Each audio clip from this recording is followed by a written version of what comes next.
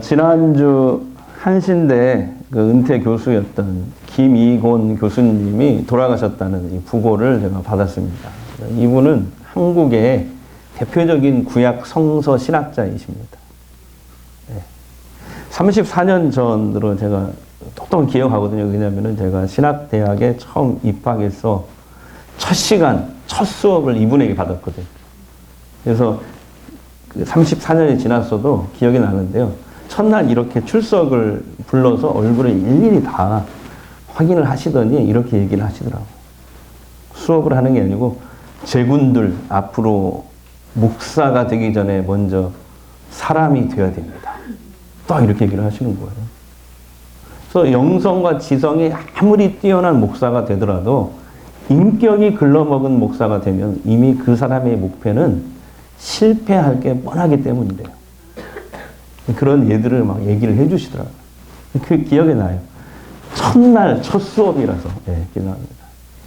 그러니까 목회도 결국 사람을 만나고 다루는 일이기 때문에 목회자의 바른 인격과 사람됨이 가장 중요하다는 그런 뜻이었습니다.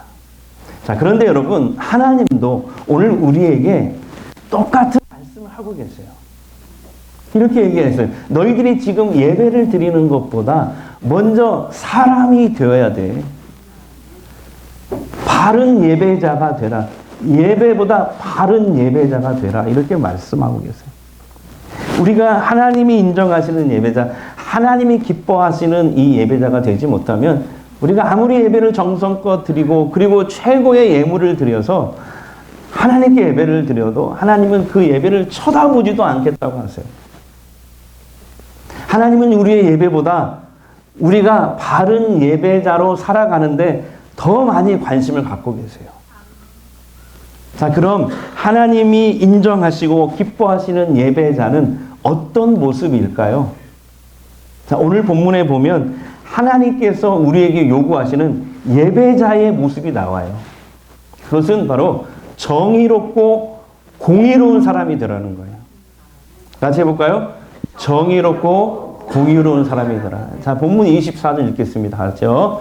오직 정의를 물같이 공의를 마르지 않는 강같이 흐르게 할지어다. 아멘. 이 앞부분 21절부터 23절까지 보면요. 이런 얘기예요. 하나님은 우리의 예배보다 우리가 정의롭고 공의로운 사람이 되는 걸 더 기뻐하시고 더 원하신다는 걸 알 수 있어요. 이런 얘기를 하시거든요. 하나님 앞에 너희들이 큰 예물을 바치고 살찐 송아지, 그리고 여기 성가대 나오잖아요. 크고 화려한 성가대가 찬양을 하고 웅장한 악기, 비파를 다 동원해서 하나님 앞에 예배를 드려도 그 예배를 드리는 예배자가 평소에 살면서 정의롭지 못하거나 공의롭지 못하면 그가 드리는 예배를 하나님은 받지 않겠다고 말씀하세요. 심지어 이렇게까지 얘기해요. 그 예배를 미워하시겠다는 거예요. 그 예배를 쳐다보지도 않겠다는 거예요. 자, 다 같이요. 정의롭고 공의로운 사람이 되라. 옆 사람에게 그렇게 한번 얘기해 줄까요? 근데 바라보는 눈이 너나 잘하세요. 그런 것 같아요. 자, 그렇다면 정의와 공의가 뭐냐? 정의는 히브리어로 미시파트예요. 이게 법정 용어인데요. 이런 뜻이에요. 옳고 그름을 잘 분별해서 억울한 사람이 없도록 판결하라. 꼭 재판이 아니더라도 우리 일상생활에 우리가 많이 판결하자, 우리 스스로가 그러잖아요. 이게 정의고요. 공의는 뭐냐면 히브리어로 체데카예요. 체데카. 이 단어는 무슨 이런 단어예요. 물론 하나님과 우리의 바른 관계도 공의지만 여기에서는 이 아모스 5장 24절에서 공의는 특별히 약자를 긍휼함과 사랑으로 대하고 섬겨라. 이게 공의예요. 약자를 긍휼함과 사랑으로 대하는 것. 그러니까 정리해보면 이런 뜻이에요. 정의롭고 공의로운 사람이 되라 그러면은 불의에 눈 감지 않고 선을 행하며 약자를 긍휼함과 사랑으로 대하는 사람이 되라. 할렐루야. 이런 뜻이거든요. 그러나 아모스 선지자가 활동했던 주전 8세기, 그러니까 지금부터 2800년 전 북이스라엘 백성들은 그렇게 살지 못했어요. 정의와 공의를 짓밟았어요. 불의와 악을 행했습니다. 이 지도를 보시면은 당시 북이스라엘은 이제 아모스 시대가 활동했던 이스라엘은 남북이 분단된 시대, 지금 우리처럼 이렇게 남북이 분단된 시절인데 저 북쪽 이스라엘에서 활동을 했습니다. 하나님의 말씀을 대언했어요. 그때 당시 북이스라엘의 대통령이 누구였냐면 여로보암 2세 왕이었어요. 그가 통치하는데요, 얼마나 정치를 잘하는지, 주변 나라들, 지도를 보세요. 보시면은 주변 나라들을 정복하고요. 그 다음에 중개 무역을 너무 잘해가지고 북이스라엘을 부자 나라, 선진국으로 만들어버렸어요. 네. 그러니까 오늘날로 여론조사를 해보면 아마 지지율이 상당히 높을 거예요. 그죠? 하지만 이때 북이스라엘 백성들은요, 어떤 상태였냐면 경제적, 정치적 번영 자체가 하나님의 축복인 양 여기고 사치와 방탕을 일삼았습니다. 그리고 세법을 악용해서 가난한 자를 착취했어요. 가난한 자의 것도 막 뺏었어요. 그 다음에 무전유죄, 유전무죄 해볼까요? 무전유죄, 유전무죄, 이런 판결이 난무했어요. 누구나 돈과 뇌물을 주면요, 얼마든지 재판을 뒤집어 버릴 수가 있었어요. 그들의 신앙생활은 그저 장식품에 불과했습니다. 액세서리에 불과했어요. 제사와 절기, 쉽게 말하면 즉 예배만 잘 드리면 평소에 그가 어떻게 살든지 상관없이 하나님께서 우리들에게 복을 계속 주실 것이다 라는 아주 이상한 신앙에 빠져 있었어요. 하나님보다 돈과 물질을 더 중요한 가치로 여겨서 이것을 위해서라면요, 하나님 외에 다른 우상도 얼마든지 수용하고 숭배하였습니다. 심지어 오늘 26절 말씀에 보면 어떤 신까지 섬긴 줄 아세요? 북이스라엘 백성들이? 26절에 나오는데 세상에 우주신, 예. 우주신, 토성신. 토성이 얼마나 뭡니까, 지구에서. 그 신이 이름이 나오죠. 식굿, 기운. 이게 토성신을 가리켜요. 그 2800년 전에 사람들이 섬겼다. 세상에 이런 신까지 다 섬겼다니까. 돈을 위해서, 물질을 위해서. 이럴 때 하나님은 아모스 선지자를 보내셨어요. 그리고 불의와 거짓, 죄악을 일삼으면서 형식적인 예배만 드렸던 이 북이스라엘 백성들에게 예배보다 먼저 정의와 공의의 사람이 되라 라고 회개를 촉구하셨습니다. 만약에 너희들이 회개하고 돌이키지 않으면 너희들을 멸망시키겠다고 경고하셨습니다. 자, 27절을 다 같이 한번 읽어볼까요? 27절 말씀. 시작. 내가 너희를 다메섹 밖으로 사로잡혀 가게 하리라. 그의 이름이 만군의 하나님이라 불리우는 여호와께서 말씀하셨느니라. 아멘. 이 말씀대로 안타깝게도 결국 북이스라엘은 주전 722년에 아시리아의 멸망을 당하게 됩니다. 다 흩어져 버려요. 그래서 피가 섞여서 이 북이스라엘 백성들이 다른 민족이 돼버려요. 그게 사마리아 사람이 됩니다. 우리가 여러분 하나님께 정해진 시간에 이렇게 나와서 예배를 드리는 일 정말 귀한 일이에요. 네. 그러나 우리도 만약에 하나님 말씀과 상관없는 이런 죄악과 불순종의 삶을 계속 살아간다면 하나님은 우리를 향해서도 똑같이 아마 말씀하실 거예요. 나는 너의 예배가 싫어. 미워해. 멸시해. 나 기쁘지 않아. 니네 예배. 보기도 싫어. 하나님은 예배보다 우리가 정의롭고 공의로운 사람이 되기를 더 원하고 기뻐하십니다. 오늘 우리는 아모스 선지자를 통해서 주시는 이 하나님의 말씀에 귀담아 들을 줄 알아야 돼. 지금 한국교회가 점점 쇠퇴하고 있잖아요. 아주 심각할 정도로 쇠퇴하고 있습니다. 그것뿐만 아니라 사람들에게 멸시와 조롱의 대상이 되고 있는데 바로 이런 것 때문에 그래요. 하나님의 말씀은 행하지 않으면서 형식적으로 주일날 와서 예배만 드리는 이 위선적인 모습 때문에 그렇지 않을까요? 자, 그렇다면 우리가 정의롭고 공의로운 사람이 되는 것은 구체적으로 어떻게 하라는 걸까요? 첫째, 공정함을 지켜나가는 것입니다. 다 같이요. 공정함을 지켜나가는 것.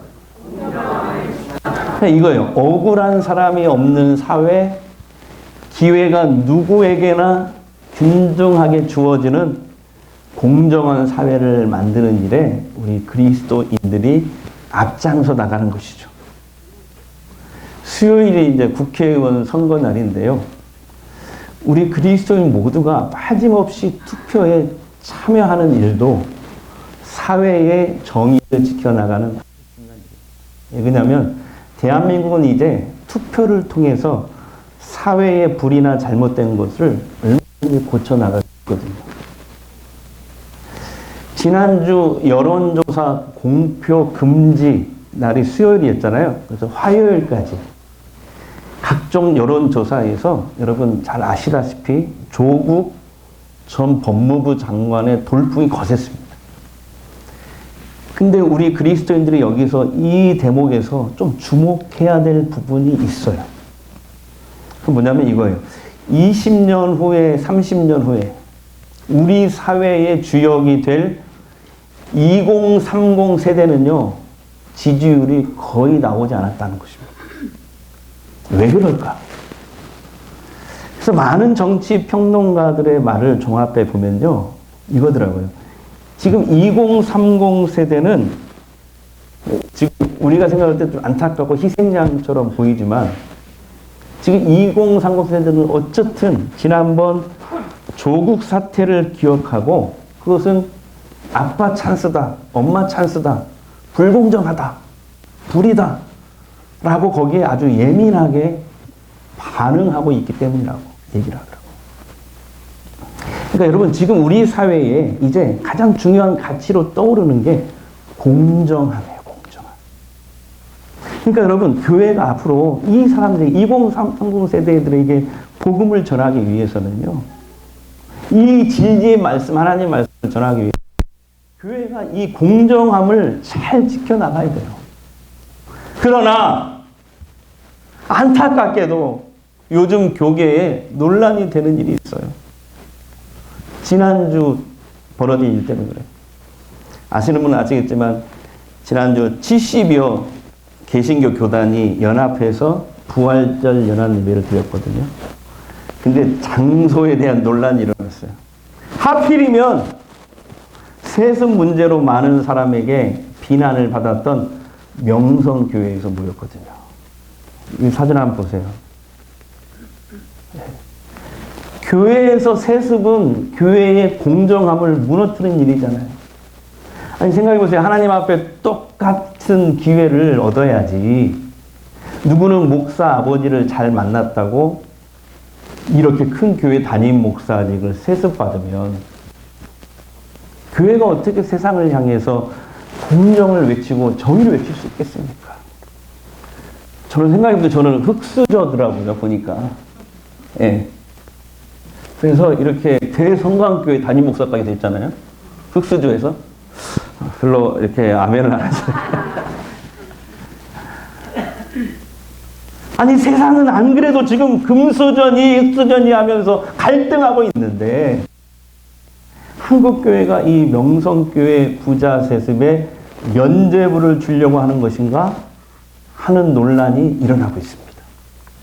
또 있어요. 이날 논란이 또 있어요. 그날 대통령과 주요 정치 인사들이 참석했거든, 이 예배에. 한번 보세요. 성찬을 하는 사진인데요. 근데 이런 논란이에요. 세례도 안 받고 무속신앙에 의지하는 분에게 성찬을 남발할 정도로 한국교회는 지금 하나님보다 권력이 더 중요하고 소중하냐? 아니면 기독교 세를 좀 과시하고 싶은 거냐? 하는 이런 논란입니다. 그래서 그 댓글들을 쭉 읽어보니까 70여 개 교단이 연합해서 드린 이 크고 화려한 예배에 하나님께서 과연 임재하셨을까? 이 예배를 기쁘게 받으셨을까 하는 댓글이 쫙 달려있더라고요. 이번에 지난주 부활절 연합예배에 명성교회가 아닌, 저의 생각입니다. 지금도 죽음의 고통 가운데 신음하는 이 세월호 유가족이나 이태원 참사 유가족들과 함께 이번만큼은 예배 드렸더라고요. 네, 이렇게 성공회에서 이렇게 주도적으로 이렇게 하고 있더라고요.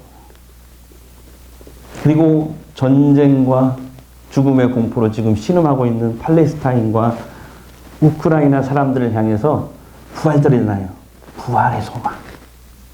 선포하셨더라면 얼마나 좋았을까 하는 아쉬움이 남아요. 그날 부활절 연합예배 우리 기장 교단을 포함해서 몇몇 소수지만 교단들은 참석을 안 하기로 결의했더라고요. 대신에 고난주간에 이태원 참사 유가족들을 만나서 예배를 드리거나 위로하는 일을 했어요. 기장 총회장하고 총무하고 가서 그렇게 했더라고요. 네. 둘째, 우리가 어떻게 정의롭고 공의로운 사람이 될 수 있을까? 출애굽기 23장에서 하나님이 이스라엘 백성들에게 율법과 십계명을 주실 때 이 정의에 대해서, 정의로운 삶에 대해서 아주 구체적으로 가르쳐 주신 말씀이 나오거든요. 거기에 보면은 이런 얘기가 있어요. 두 번째, 허망한 풍설을 퍼뜨리지 말라. 쉽게 말하면 가짜 뉴스를 퍼뜨리지 말라는 거죠. 예. 잘 넘겨주세요. 예. 허망한 풍설을, 그러니까 쉽게 말하면 가짜 뉴스를 퍼뜨리지 말라는 거죠. 이게 정의의 삶이라는 거예요. 오늘날 보세요. 온라인이 발달해가지고 상당히 많은 가짜 뉴스들이 세상을 뒤덮고 있어요. 우리는 걸어가면서도 그걸 쳐다보고 있잖아요. 우리 성도들은 이 가짜 뉴스를 만들지도 또는 거기에 쉽게 현혹되지도 말아야 된다는 겁니다. 물론 옳은 것은 옳다, 그른 것은 그르다고 말해야 되겠지만 팩트 체크도 안 하고 사실 확인도 안 하고 남의 말을 하기 좋아하고 함부로 말하는 거기에 끼지 말라는 뜻이에요. 그게 하나님의 정의에 가까운 삶을 살아가는 거래요. 또 세 번째 출애굽기 23장에 계속 나오는데요. 다 같이 원수에게 잘해주라. 다 같이 원수에게 잘해주라. 이게 정의롭고 공의로운 사람이 되는 거래요. 근데 신약에도 나와요. 원수 갚는 것은 하나님께 맡기고 너는 원수를 뭐라고요? 축복하고 또 축복하라. 그래서 이런 얘기 있어요. 원수가 줄이면 먹이고 목말라 하거든 마시게 하고 나귀를 타고 넘어지면은 일으켜줘라. 근데 솔직히 참 실천하기 어려운 말씀이에요. 원수에게 잘해주는 것이 어떻게 하나님의 정의와 공의를 실천하는 일이 될까? 지난주 제가요, 이 영화를 봤어요. 다큐멘터리 영화인데, 길 위의 김대중. 혹시 보셨나요? 2시간짜리. 이 영화를 봤는데요. 그는 한국의 진정한 민주주의와 정의를 실현하기 위해서 군부 독재와 비폭력으로 맞서 싸운 사람입니다. 그게 김대중이에요. 근데 그 과정에서 박정희와 전두환 군사 정권의 표적이 됩니다. 특히 전두환 신군부가 김대중에게 광주사 때 광주 항쟁의 주모자로 몰아요. 그래서 내란 선동죄로 군사법정에서 사형을 선고합니다. 그런데 김대중은 그게 나오더라고요. 그날 군사법정에서 최후의 진술을 이렇게 하더라고요. 이 나라에는 독재 세력도 있고 민주 세력도 있습니다. 그런데 그 어떤 한 세력이 다른 세력을 억누르고서는 우리나라의 민주주의나 정의는 이루어질 수 없습니다.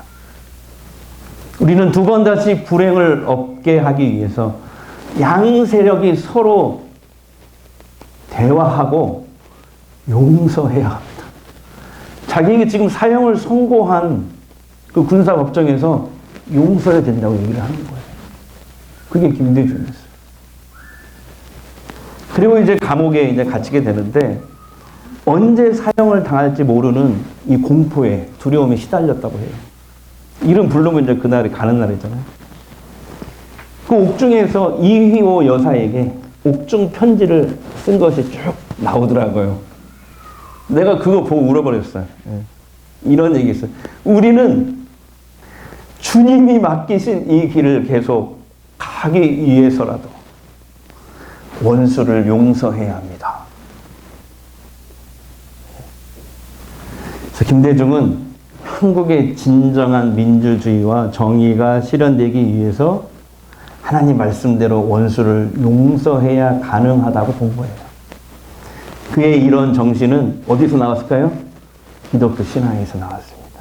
감옥에서 그렇게 성경을 많이 보고 기도를 하면서 많은 책을 읽으면서 죽음의 공포를 이겼다고 나와요. 그 이휘호 여사에게 쓴 옥중 편지가 쭉 나오는데 나 깜짝 놀랐어요. 완전 기도문이에요, 기도문. 이게 편지가 아니고 기도문이에요.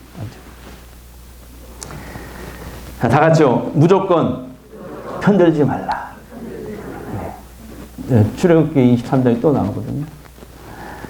편드는 것은 세상의 정의를 많이 어그러뜨리는 것 같아요. 나는 진보, 너는 보수, 너는 저쪽, 나는 이쪽. 네. 진영 논리라고. 진영 논리 한번 빠지면은 저 사람이 아무리 옳은 얘기를 해도 소용없어요. 그리고 대부분 세상 사람들은요, 무전 유죄, 유전 무죄라고 외치면서 강한 사람, 부한 사람 편을 들거든요. 옳고 그름은 중요하지 않아요. 누가 더 강하냐. 그래서 그런 얘기도 있잖아요.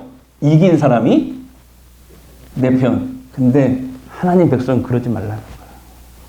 그건 정의가 아니라는 거예요. 어떤 사안을 놓고 이것이 옳으냐 그르냐를 따져야지 강하다고 무조건 편들고 또 반대로 가난하다고 무조건 편드는 일도 하나님이 원하는 일이 아니래요. 그건 정의와 공의를 행하는 삶이 아니라고 말씀하세요. 우리 교회가 매달 그 조금씩 후원하는 시골에 작은 교회가 있어요. 경남에 창녕에 동광교회라고 있거든요. 우리 교회가 이렇게 작지만 이렇게 후원을 하는데 시골 교회예요. 열악한 교회인데 제 4년 후배 목사님이 목회를 하시는데요. 지난번에 이렇게 전주에 왔더라고요. 그래서 이제 제가 밥을 사주면서 얘기를 들었는데 그 황당한 일을 겪었다고 하면서 저한테 얘기를 해주는 거예요. 웃으면서. 뭔 얘기냐 그랬더니 몇 년 전에 그 정말 교회에 어려운 일이 생겼대요. 그래서 뭐냐 그랬더니 교회당 지붕이 샜대요. 비가 막 새가지고 여러 교회에 지원을 받아서 지붕 공사를 했대요. 근데 이제 돈이 없으니까 영세 사업체 사장님에게 맡긴 거예요. 근데 그분이 누구를 데리고 왔냐면 외국인 노동자를 데리고 온 거예요. 근데 공사를 했어요. 외국인 노동자가 뭐 얼마나 공사를 잘하겠어요. 지붕에서 떨어진 거예요. 그 높은 지붕에서. 그래서 몇 년간 혼수 상태가 된 거예요. 근데 그 사장님이 도망간 거예요. 그냥 사라져버려서 어디로. 근데 목사님이잖아요. 그러니까 그걸 나몰라 할 수도 없고. 너무 걱정해가지고 힘들어가지고 누굴 찾아갔냐면 자기 동기 중에 친한 친구 목사. 외국인 노동자들을 위해 사역하는 자기 친구 목사에게 찾아가 상담을 했대요. 근데 어느 날 고소장이 딱 날라오더래. 그러니까 그 상담한 친구가 보낸 편지예요. 그 목사가 운영하는 외국인 노동자 센터에서 그 친구의 이름으로 고소를 했대요. 그 찾아가서 너 나한테 왜 이래? 진짜 친한 친구였대요. 물으니까 야 사장은 도망갔고 어쩔 수 없이 너를 고소했다. 친구는 친구고 응? 약한 사람 돕는 것은 돕는 거니까 그렇게 얘기하더래요. 후배 목사님은 그 일 때문에 수년 동안을 재판에 시달리면서 결국 무혐의 판결을 받습니다. 그 외국인 노동자도 나중에 깨어나고요. 예. 자기 월급을 또 일부를 또 해서 계속 치료비를 대고 이렇게 했다가 그렇지만 마상을 입었다는 게 자기는 마음의 상처. 어떻게 세상에 그 친한 친구가 내 편을 들어야지 나를 고소할 수 있는가. 근데 그 친구의 말은 나는 이것이 옳다라고 생각했기 때문에 네가 정말 친한 친구지만 어쩔 수 없이 고소했다. 그래서 어떻게 이럴 수 있냐고 믿을 놈 하나도 없다고 하면서 저한테 웃으면서 얘기를 해주더라고요. 자, 다 같이요. 뇌물을 받지 말아라. 뇌물을 주지 말아라. 뇌물이 하나님이 정의를 가르치면서요. 뇌물이 정의를 굳게 한다고 말씀하세요. 뇌물로 불의를 의로 바꾸고요. 의로운 것을 불의로 바꾸는 경우가 많다는 거예요. 지난주 그 어느 목사님 방송 설교를 제가 들었는데요. 자기 교회 공무원 성도 이야기를 하더라고요. 믿음 좋은 공무원. 우리 교회도 공무원들 좀 계시잖아요. 어떤 사업가가 일을 부탁을 하면서 봉투를 주더래요. 두툼한 봉투. 그게 뭐예요? 뇌물. 왜 웃어요? 그래서 그 공무원 성도가 다시 봉투를 돌려주면서 말했대요. 제가 사장님이라도 아마 똑같은 심정일 겁니다. 근데 저는 예수 믿는 사람입니다. 이거 받을 수 없습니다. 그러나 너무 걱정하지 마십시오. 이 일은 처음부터 될 일이니까 제가 최선을 다해서 잘 되도록 도와드리겠습니다. 여러분, 하나님은 예배보다 우리가 정의롭고 공의로운 사람 되기를 더 원하고 기뻐하십니다. 사랑하고 존경하는 전주 성광교회 성도 여러분, 우리가 하나님께서 기쁘시게 받으시는 예배를 드리기 위해서는요, 먼저 우리가 하나님이 기뻐하시는 사람이 되어야 돼요. 하나님 기뻐하시는 예배자가 되어야 돼요. 다 같이 예배보다 예배자가 되라. 오늘 말씀대로 정의롭고 공의로운 사람이 되십시오. 다시 한번 옆 사람에게 정의롭고 공의로운 사람이 되세요. 그게 뭐예요? 옳고 그름을 잘 분별하여 불의에 눈 감지 않고 선을 행하며 약자를 사랑으로 돌보고 품는 하나님이 기뻐하시는 사람, 그런 예배자가 다 되시기를 주의 이름으로 축원합니다. 완전하신 나의 의의 길로 날 인도하소서. 행하신 모든 이 주님의 영광 다 경배합니다. 예배합니다. 찬양합니다. 주님만 날 다스리소서. 예배합니다. 예배합니다. 찬양합니다. 찬양합니다. 주님 홀로 높임 받으 예배합니다. 아멘. 예배합니다. 찬양합니다. 주님만 날 다스리소서. 예배합니다. 예배합니다. 찬양합니다. 주님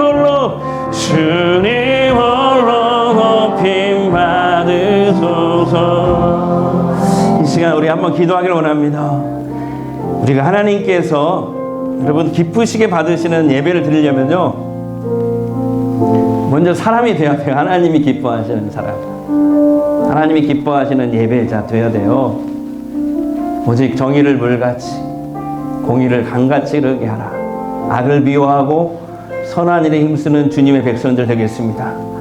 또한 억울한 사람이 없는 사회, 누구나 기회가 공정하게 주어지는 공정한 세상을 만들어가는 일에 우리들이 기도하며 앞장서 나가겠습니다. 그렇게 하나님이 기뻐하시는 예배자 되도록 성령님 나를 붙잡아 주시옵소서. 우리 통성으로 잠시 함께 기도하겠습니다. 우리 아버지 하나님 감사합니다. 주님께서 저희들을 사랑하시고 인도해 주시니 감사합니다. 하나님 기뻐하시는 예배자 되게 없어서 오직 정의를 물같이 공의를 한같이 이르게 하라. 악을 미워하고 선한 일에 힘쓰는 주님의 백성들 되겠습니다. 억울한 사람이 없는 사회, 누구나 교회가 공정하게 주어지는 정의로운 세상 만들어가는 일에 우리 그리스도인들이 기도하며 앞장서가겠습니다. 하나님이 기뻐하시는 예배자들, 성령님 나를 붙잡아 주시옵소서. 성령님 나를 붙잡아 주시옵소서. 하나님, 우리가 하나님께서 기쁘게 받으시는 예배를 드리려면 하나님이 기뻐하시는 예배자가 되어야 함을 알았습니다. 오직 정의를 물같이 공의를 강같이 흐르게 하라. 정의와 공의로운 사람 되겠습니다. 주님 나를 붙드시옵소서. 악을 미워하고 선한 일에 힘쓰겠습니다. 또한 억울한 사람이 없는 사회, 누구나 기회가 공평하게 주어지는 아름다운 세상을 만들어가는 일에 우리 그리스도인들이 기도하며 앞장서겠습니다. 우리가 그렇게 세상의 빛이 되고 소금이 될 수 있도록 성령님 우리를 붙드시옵소서. 우리 주변에 약자들이 있습니다. 그들을 긍휼함과 사랑으로 대하는, 섬기는 정말 하나님이 기뻐하시는 예배자가 되겠습니다. 우리 모든 성도들이 그런 예배자 되어서 우리가 예배를 드릴 때마다 하나님의 임재와 사랑이 나타나고 그 은혜와 능력을 경험하는 매주 살아있는 예배를 경험하게 하옵소서. 이제 치유기도 하겠습니다. 아픈 곳에 손을 대십시오. 마음이 아프신 분은 두 손을 가슴에 대십시오. 주님이 원하시면 이 시간 어떤 질병이라도 치유됩니다. 이 시간 예수 그리스도의 이름으로 선포합니다. 예수의 이름으로 명하노니 우리를 묶고 있는 모든 두려움이 떠나갈지어다. 절망은 떠나갈지어다. 질병은 떠나갈지어다. 우리를 우울하게 하고 낙심케 하고 좌절케 하는 모든 어둠의 영은 예수의 이름으로 저주받고 떠나갈지어다. 특별히 기도합니다. 하나님, 이태정 원사님 이제 예수병원에 입원하였습니다. 하나님, 담석에 돌이 있어서 그 돌을 제거하기 위해서 수술을 받으려 합니다.